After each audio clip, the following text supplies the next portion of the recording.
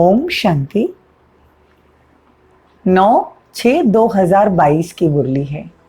ज्ञान के सागर, आनंद के सागर शिव परमात्मा कहते हैं, मीठे बच्चे, तुम ब्राह्मण कुल श्रेष्ठ विष्णु कुल का बनने वाले हो, इसीलिए तुम्हें पक्का वैष्णव बनना है। कोई भी बेकायदे चीज, प्याज आदि भी नहीं खाना। प्रश्न है, तुम बच्चों को किस परीक्षा से डरना व मूंझना नहीं है?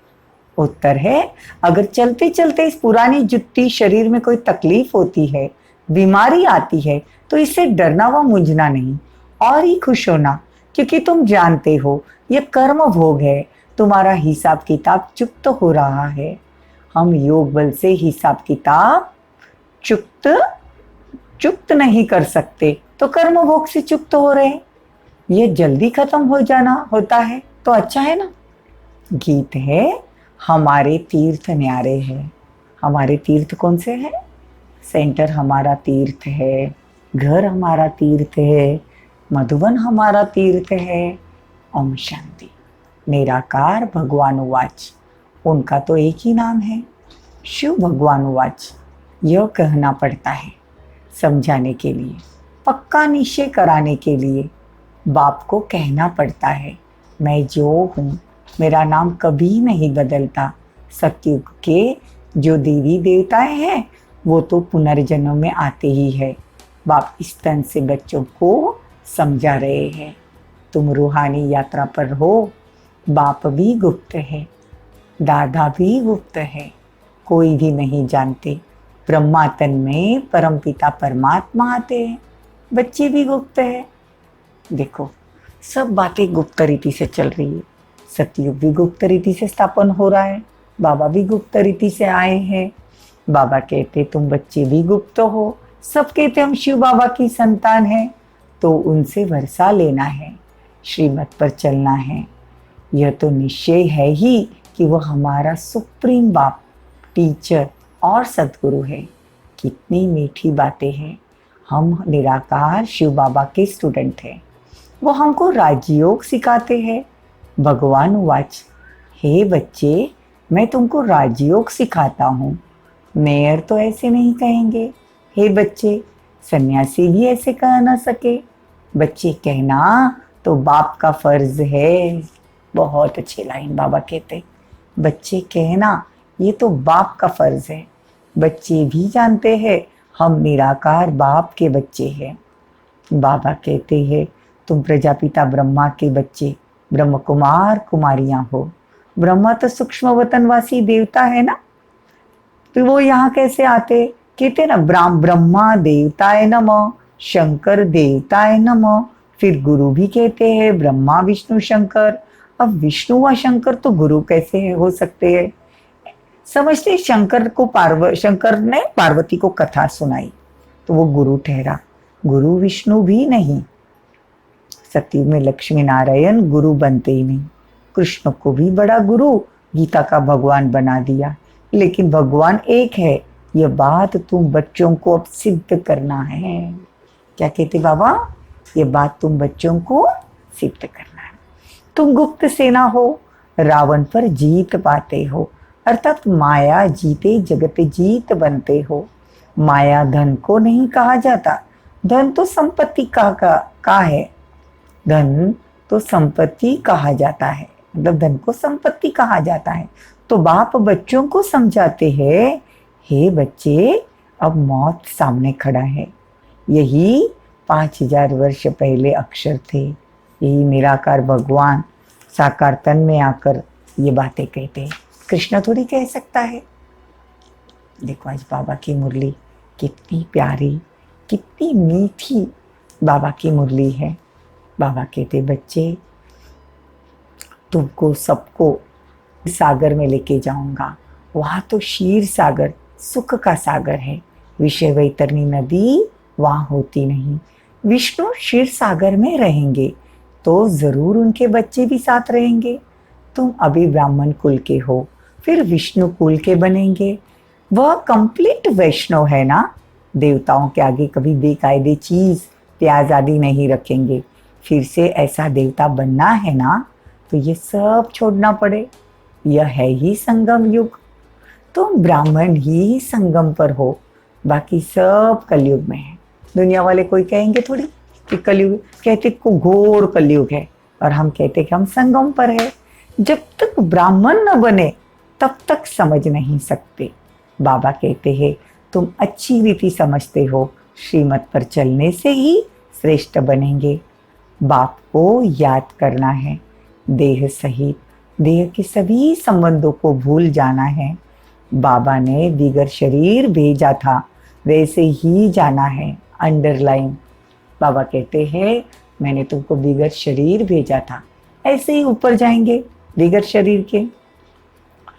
तो बाबा कहते हैं तुमको अच्छी रीति श्रीमत पर चल, देह सहित देह के सब संबंधों को भूलना है।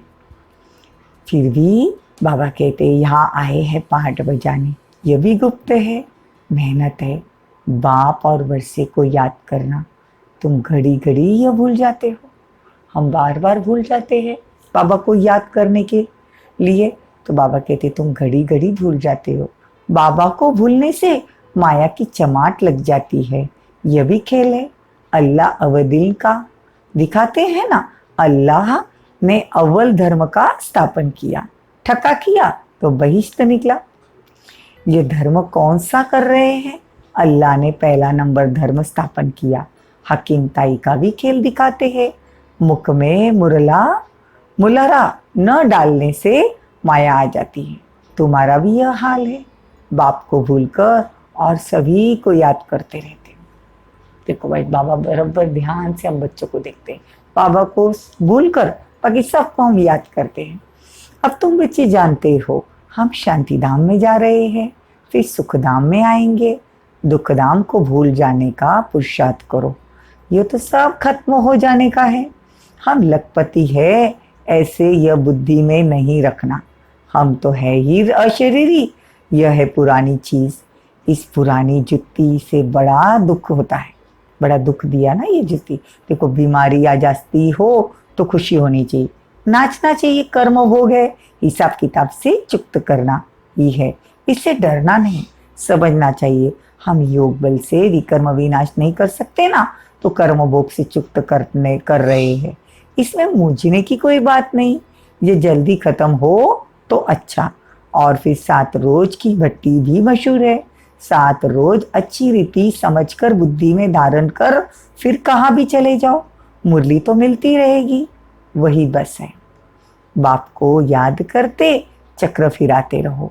देखो 7 रोज में स्वदर्शन चक्रधारी बनना, 7 रोज का पाठ भी रखते हैं, 7 रोज मशहूर है, ग्रंथ भी 7 रोज रखते हैं, भट्टी भी 7 दिन की है। ऐसे नहीं जो आवे उनको 7 दिन के लिए कहना। मनुष्य की रग भी देखनी होती है, पहले ही 7 रोज का कोर्स कहने से कोई डर जाता है। बाबा कहते नब्ज देखनी चाहिए, नब्ज देखकर जांच कर फिर कहना चाहिए।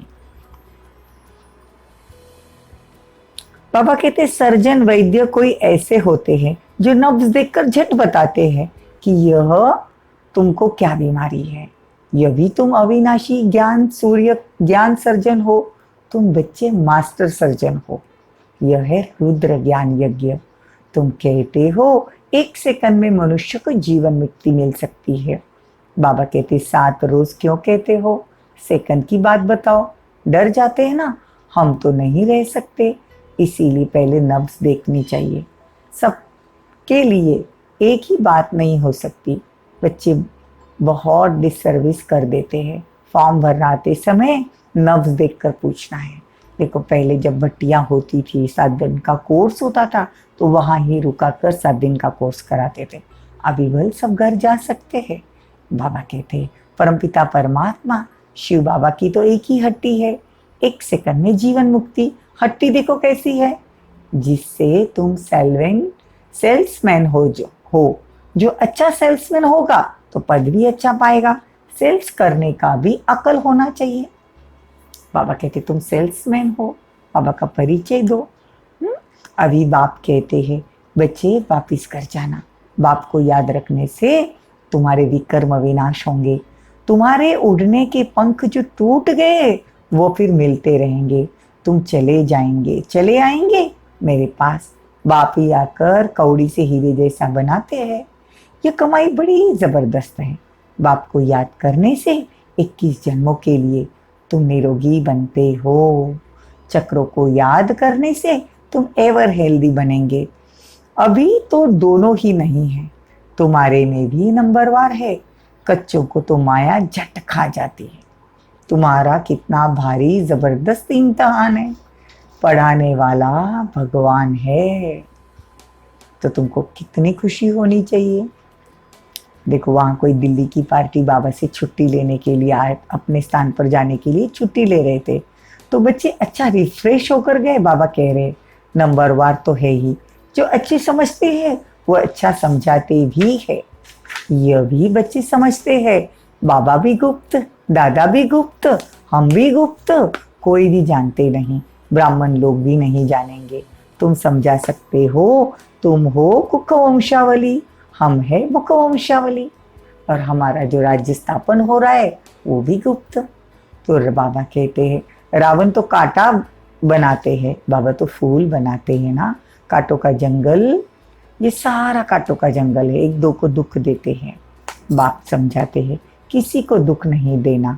क्रोध से बोलने से 100 गुना दंड पड़ जाता है। बाप के साथ मददगार बनने की गारंटी कर फिर डिससर्विस करते हैं, उनके लिए बहुत कड़ी सजा है। बच्चा बन फिर विकर्म किया तो फिर 100 गुना दंड मिलना पड़ेगा। इसीलिए अगर हिम्मत हो तो श्रीमत पर चलो। नर से नारायण बनना है ऐसे नहीं, अच्छा प्रजा तो प्रजा ही सही नहीं। यह तो बहुत बड़ी माला है, बहुत है। इसमें हार्ट फेल नहीं होना, मार्जिन बहुत है। बाबा कहते इसमें हार्ट फेल नहीं होना। गिरना है फिर संभलना है, हार्ट फेल नहीं होना चाहिए। शिव बाबा से 1 सेकंड में जीवन मुक्ति पाने की यह एक ही हट्टी है। अच्छा, मीठे मीठे सिकी लदे बच्चों प्रति माता पिता बाप दादा का याद प्यार और गुड मॉर्निंग। रूहानी बाप की रूहानी बच्चों को नमस्ते। हम रूहानी बच्चों की रूहानी माता पिता बाप दादा को याद प्यार, गुड मॉर्निंग, नमस्ते, थैंक यू, बहुत बहुत शुक्रिया। धारणा के लिए मुख्य सार।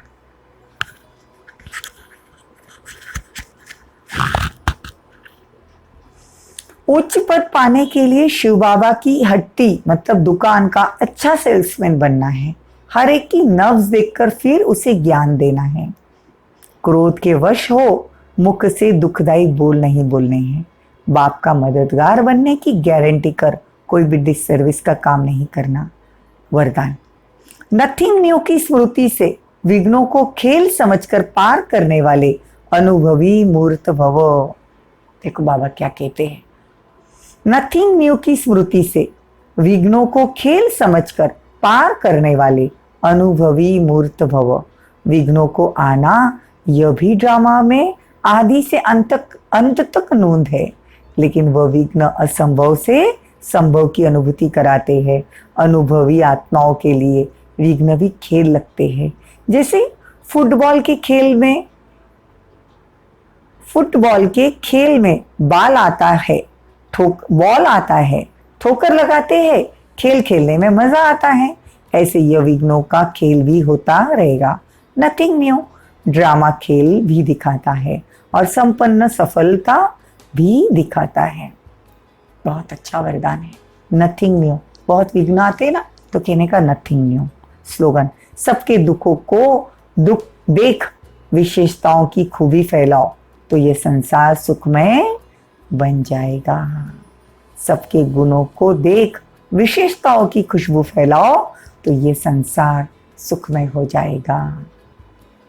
ओम शांति। सभी 2 मिनट प्यारे बाबा की याद में बैठेंगे। मैं आत्मा इस प्रकृति सिंहासन पर, ज्ञान सूर्य शिव बाबा की किरणें, असीम कृपा बाबा की मुझ पर हो रही है। मैं आत्मा, वहां रे मैं आत्मा,